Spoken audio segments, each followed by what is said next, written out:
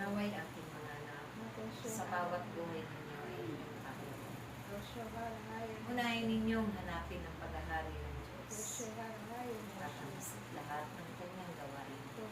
Nararapat ninyong panuorin. Dahil ito ang magiging daan upang kayo ay hubukin ng Diyos. Punuin ang kanyang biyaya at pasya.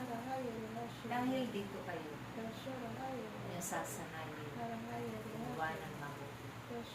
At patuloy kayong tuturuan ng mga mabubuting bagay at papahagian. Kaya't ito rin ang inyong bibig-bibig sa bawat pagkain. Ipapahagi sa kapwa, ipapalaganap sa sanglibutan. At ganun din, hindi ninyo nararapat pang ginawaan ang inyong mga pagsunod, ang buong kagalatan, ang buong pag-ibig. Dahil nararapat lakipan ninyo ang inyong mga paggawa, lagi ng pag-ibig, upang magkamit ito ng kabuluhan. Walang saysay at magiging walang kabuluhan. Ang lahat ng inyong ginagawa, ang walang kalakip na kagalakan at pag-ibig na nagbulungan sa Diyos. Kailanman, hindi kayo magpatabi. Subalit kung kayo man, ay tumutulo ng kagalakan sa pagsunod nito.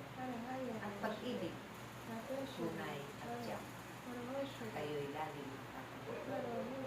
Kaya't aking mga anak, si Maria, sa murang isipan, tinanggap ko ng buong pag-ibig ang alok ng Panginoon sa akin, upang ang aking sinapupunan ay magiging sisiglan ang tagapagligtas ng sanlibutan, tagapagtubos ng inyong kasalanan, upang akuin niya ang lahat dahil sa pag-ibig sa inyo. Kaya't aking mga anak, pagsumikapan din ng bawat isa sa inyo na kayo'y laging magpahagi ng mabubuting bagay at gumawa ng mabubuting bagay. Huwag kayong mag-isip ng masama sa inyong kapwa. Iwasan na kayo ay lagi pang magkakasal. Dahil ito ang bubulig sa inyo sa apoy. Kaya ang inyong panunumbalik sa piling ng Diyos ay napakahalagang bagay. Isang karangalan ng Diyos, ang isang nilikha niya ay nananatiling na naglilingkod, ay katapatan at makabuluhan, magpakailangan. Sa ngalan ng Ama, ang Anak, ang Espiritu Santo.